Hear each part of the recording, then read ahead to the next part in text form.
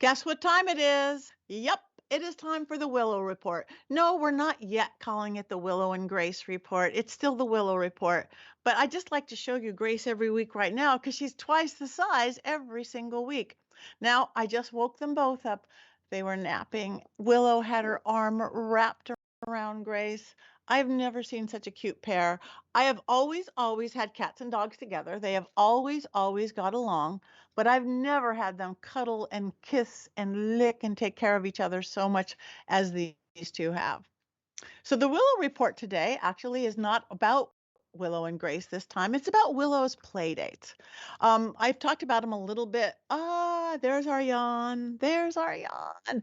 A little bit, but they're getting to be like the experience of the century almost every single day. Where it used to be two or three dogs would get together, four or five dogs, six or seven dogs.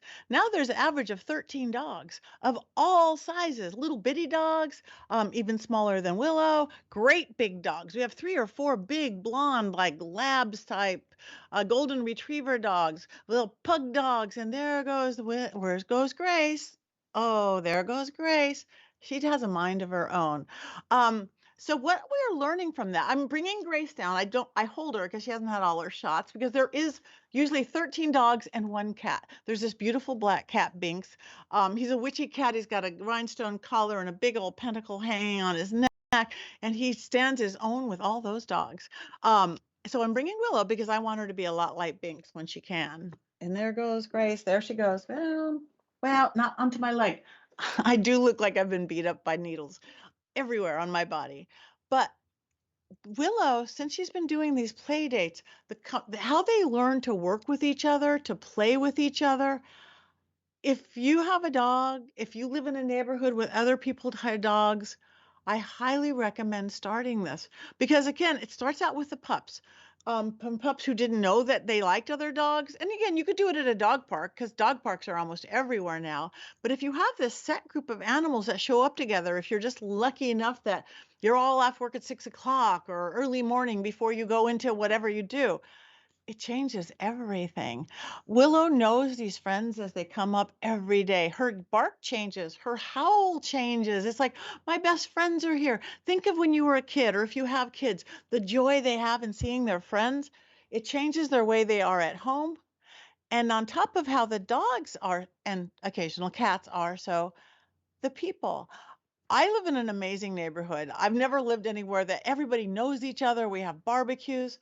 But now there's this other little group of like about 15 people that are becoming really close. It's kind of like the mommy play dates or mommy and me classes with people who have kids, but it's people who have dogs. And we are making the best of friends closer than we have ever done, even just with this really close neighborhood. So look around, and we probably should be close because ours are the people who live closest.